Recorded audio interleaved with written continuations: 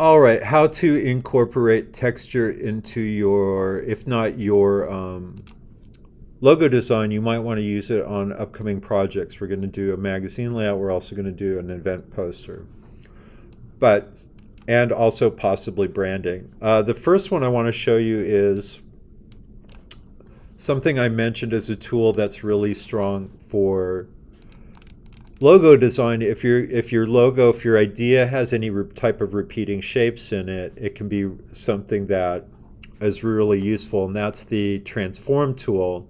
So I just drew a simple line, and I'm going to come up here under effect, and we used this before. It's called the transform tool. Under the effect drop down menu, come down here, transform. So let's say I want to do something that looks kind of like the IBM logo. Well, I've got a line here. Let's say I do 11 copies of it.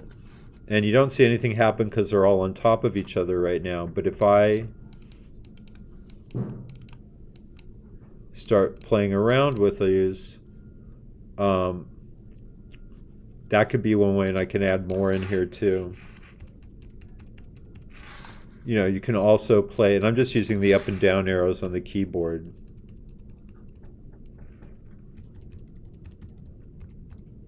But if you wanted to do something like that, it's really fast, easy way. And what's nice about this is the precision. Again, the best logos have a precision to them. I'm going to go ahead and hit OK.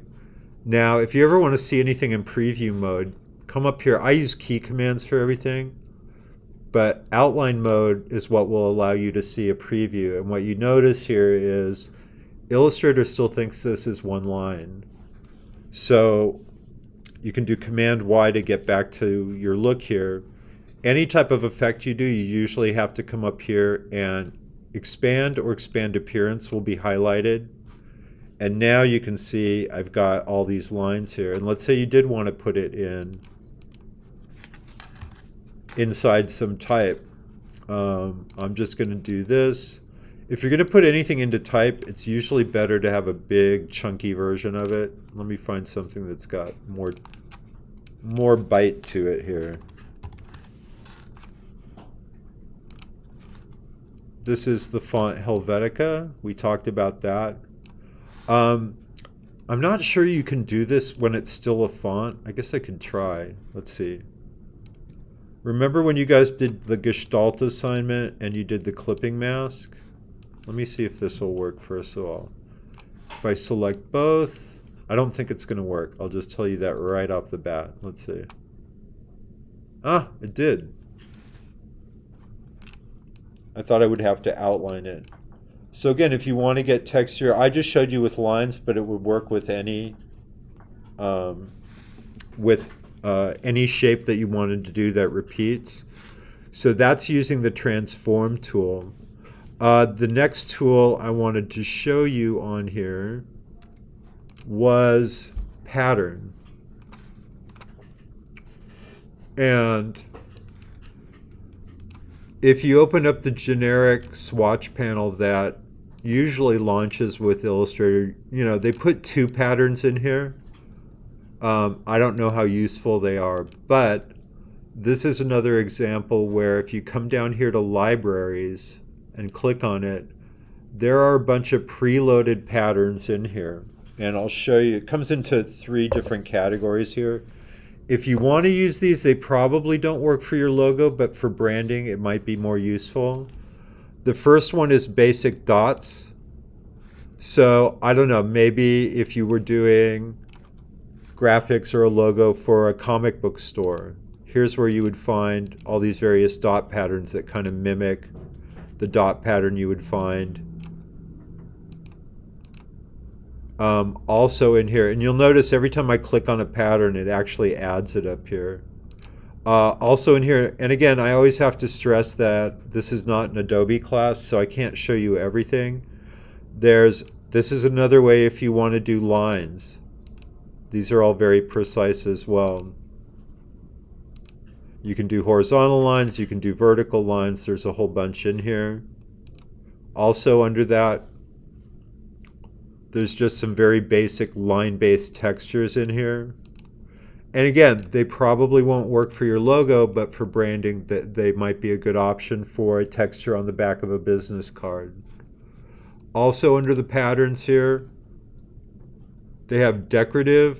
I'll be honest with you, some of these patterns, these are some kind of more traditional patterns that go back in time. But they also have, sometimes I question Adobe, because these Vonster patterns, this is evidently what Adobe thinks is hip, and I question their wisdom on here. But there are some good ones on here. But here's the deal. Oh, and the other ones on there are nature. So if you want to do animal skins, I mentioned doing a snake skin. You can find that here. Peacocks, zebras, cheetahs. Boy, I'm adding all of these in here. Also under nature is, sorry, under patterns, under nature is foliage. And again, you may, some of these may work more than others in here, but it's worth your time to maybe do a little exploration and check them out. But you can make your own pattern. And what you can do is, I'm not going to do that. I'm going to do a square, and I think I'll put red on. Let's see. I think I will make it blue. And I am going to do a circle. And I'll make it yellow. But here's the deal. I am going to put this so it's almost like colored glass. If I come down here to transparency, we have what we call blending modes. And these are really worth exploring. So this is almost as if the yellow is glass, and when it looks at the blue, it turns into green. Let's see what else I can put in here. And maybe I'll make this red.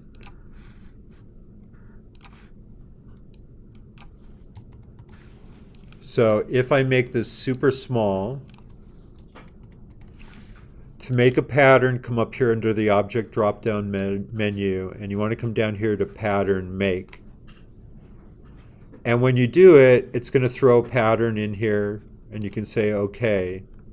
What it does is it shows you your grouping, your original grouping, and it dims out some copies, and this allows you to decide how you want these to line up. This is a basic grid. You can actually do it like bricks. You can also do it both vertically, so it's like brick by column. There's also doing it in a hexagon pattern here. And what you can do is you can control how tight you make these, how far apart you want these.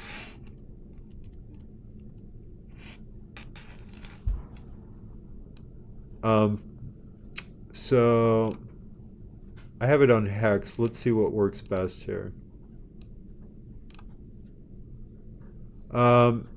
If I do this and I close this up to 0, my red lines, will my red lines touch? They might. We'll see. So when you get a pattern you like, you have to come up here to the little hamburger menu and do save as a copy. I'm gonna call this plaid and hit OK. When you do that, it also loads this as a second pattern in here. And to get out of pattern editing mode, you have to go back to the hamburger menu and do exit pattern editing mode. Once you do that, you can delete what you originally created. And now, no matter what shape you draw, you can put your pattern in here. If you decide, oh, I don't like that, I wish I had done it in one of the hex patterns, all you have to do is double click on the pattern, and it will take you right back here, and you can come up here and say, you know what, I liked it better when it was a little bit more spaced out this way. And might as well space it out this way as well. And once you do this, You have to save it as a copy again. I always don't overwrite my patterns just in case. So I'll call this plaid 2.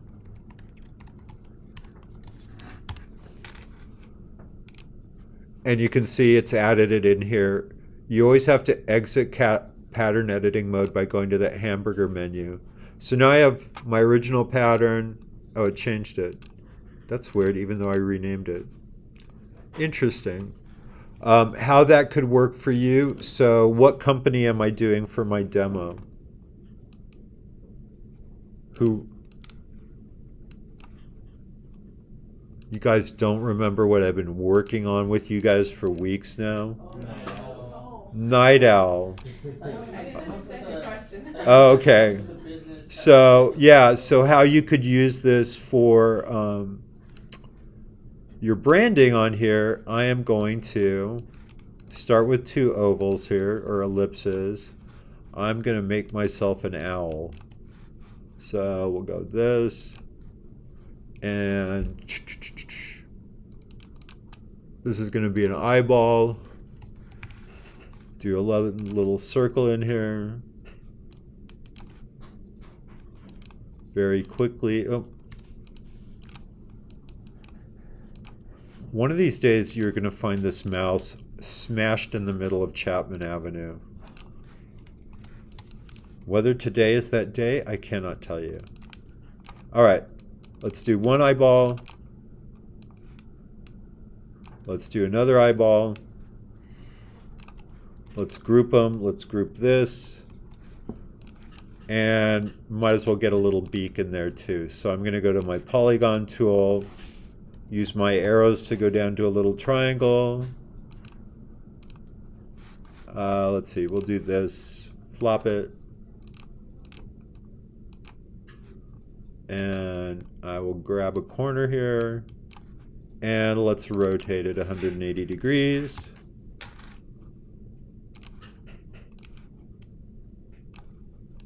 Grab everything, line it up, group it. And the reason I'm doing this is maybe it would be fun to make a pattern of Mr. Owl here. So I'm going to make him small. And I'm going to go back up here to Object, Path. I'm sorry, not Path, Pattern. Make. There's Mr. Owl. He's been added in here. And again, I can choose, that's a simple grid. That's done with a brick. The other options here are the hex. And you can decide how you want to do this. That looks pretty good. I'm going to come up here and save it. We'll call him Owl1. And now he's in here. You can hit OK, exit this. And now, let's say I'm doing someone's business card and for the night owl, and now on the back, I want to do the owl pattern. I can do that. Let's say it's not quite dynamic enough for me, or the owl's too big. If you double click on this again, it will take you back to pattern editing mode. Also, when you're in pattern editing mode, you can change all this stuff you did. So I can decide to maybe make him at an angle, and maybe I make him smaller. Maybe I do this. So again, you're probably not going to need this for your logo design. I'll call this Owl2.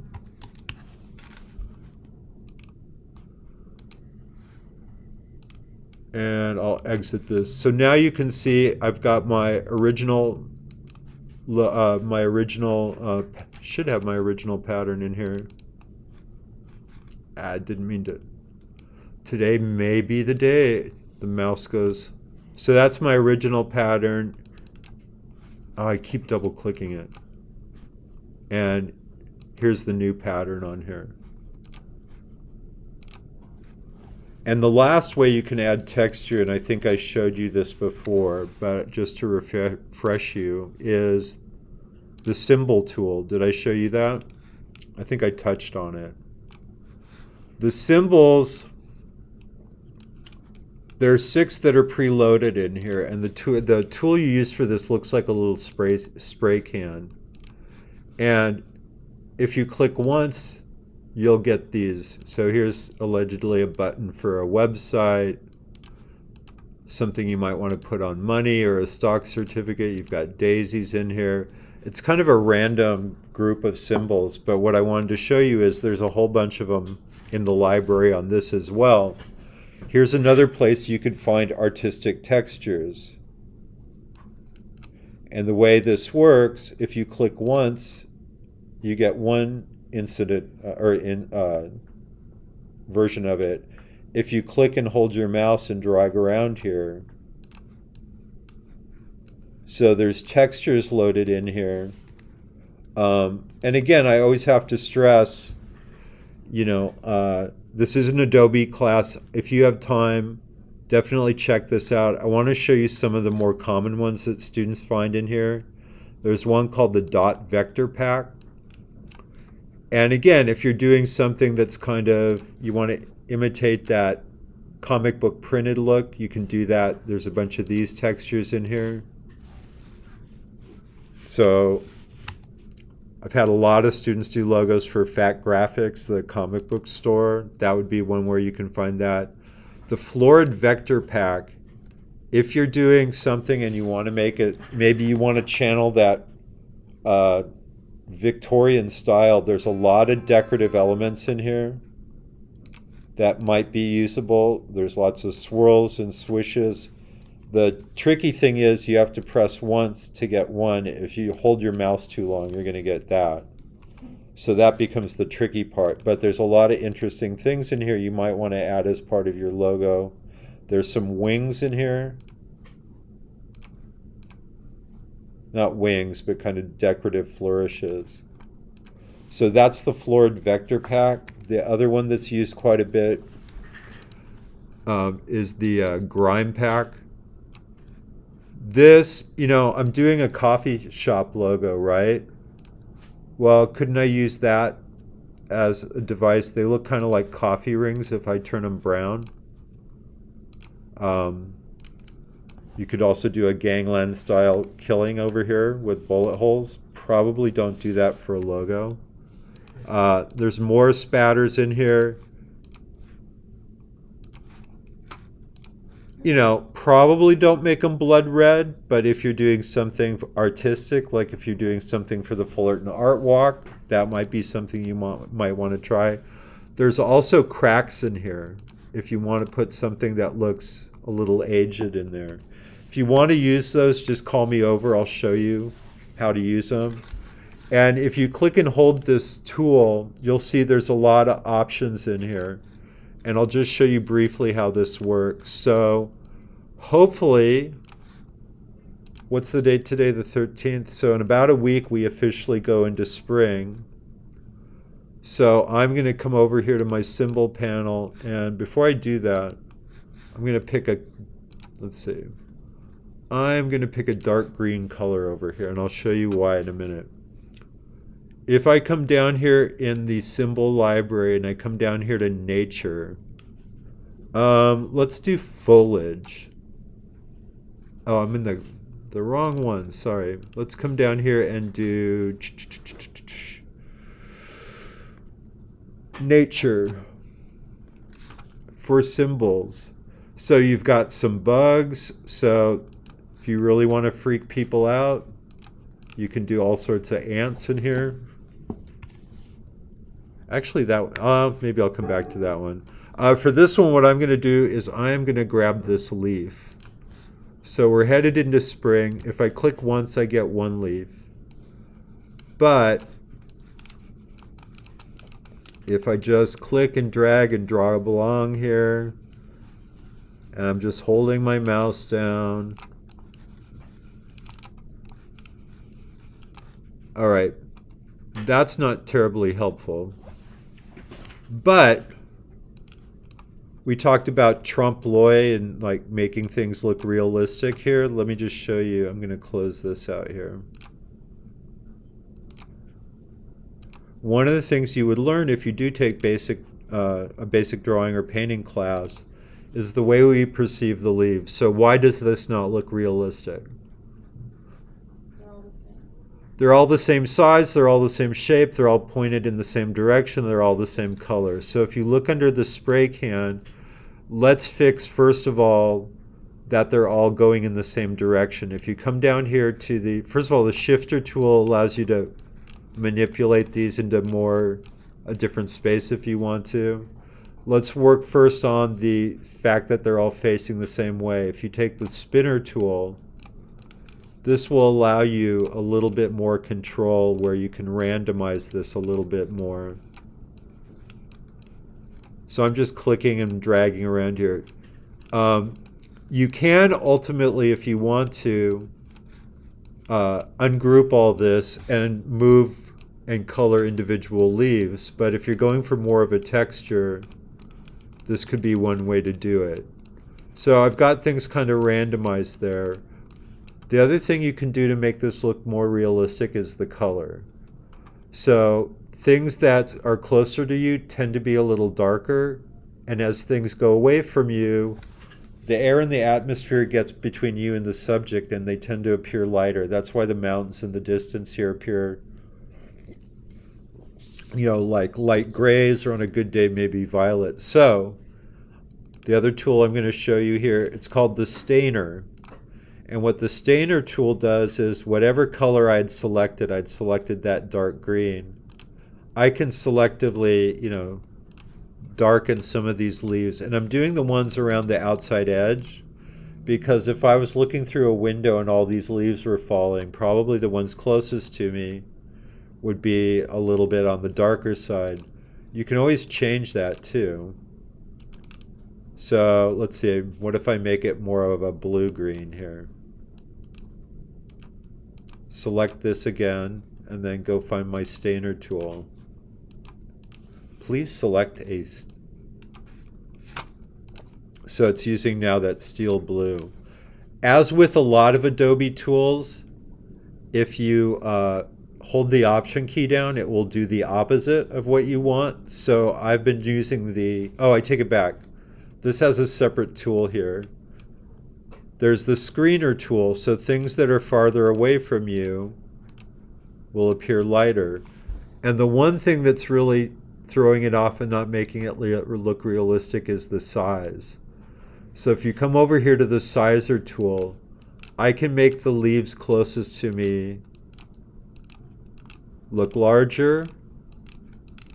And with like I said, with Adobe tools, if you hold the Option key down, you oftentimes do the opposite. So if I hold the Option key down and make the lighter ones, so I can kind of create this illusion of space here that you're looking through a whole bunch of leaves and the ones in the background are lighter, the ones closest. So those are the symbol tools. Again, you probably won't use this for your logo, but you may want to use it for your branding. All right, does anyone have any questions? All right, let's go ahead and take a break. You guys can be back here at 9:10. I'll be going around to see if you want to show me anything. I'll show you, I was going to show you how to present the logos, but I think I'll wait and do that on Monday. All right?